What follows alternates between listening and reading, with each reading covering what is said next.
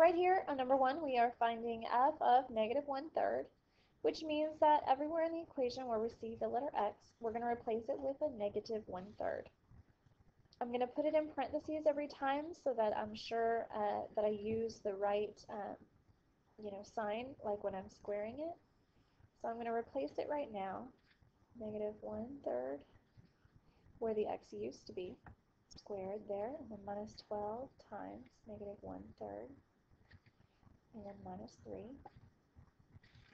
When I square a negative 1/3, it will become a positive because the negative is being squared. 1/3 squared is 1/9 minus, well, this is a negative 12 and we're multiplying by a negative, so it's going to be a positive. 12 times 1 is 12, divided by 3 is 4. And then we have a minus 3 on the ends. Here I'm going to multiply, that would be 17/9. Plus 4 minus 3, you can combine these to be plus 1. 1 can be rewritten if we want to combine these, if we want to use this in fraction form. 1 can be rewritten as 9/9. And so 17 plus 9 is 26/9. And you could leave that if you wanted to have a fraction. Or if you wanted to even go back to this point, you could figure out this as a decimal and then add 4 and minus 3. And what you would get for the decimal answer would be 2.89.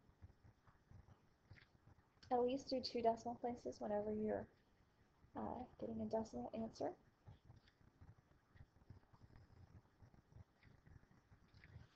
So that's how you do number 1.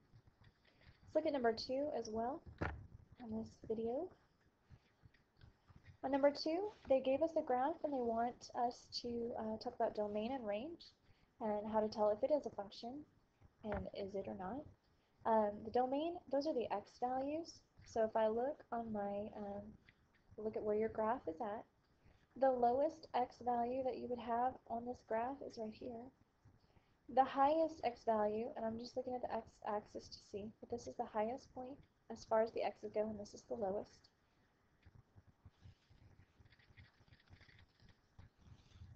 The lowest x value is right here at 2. Let's see, 3, 4, 5, 6 is the highest x value. That means that x is between 2 and 6. So for the domain, we have our x's, so we would have 2 is the lowest value, less than or equal to x, less than or equal to 6. They're both less than or equal to because the dots are filled in, so we would want the equal to bar in the equation there. As far as the y's go, we're going to look at those same points on the y-axis. Here is the minimum y value, and then this is as high as it goes. That's the maximum y value. So the lowest y value is at 2. This would be 3, 4, 5 is the highest y value. So for the y's, you go between 2 to 5. You put y in the middle, always less than, less than. Since they were filled in dots, these are also equal to in your symbols. So that's the range. The test that you always use to tell if you have a function is the vertical line test.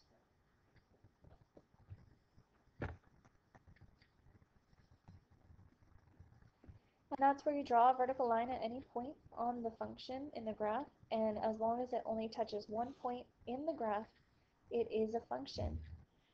If we're looking at this graph, no matter where we drew a line, we would only cross this line, the function, one time.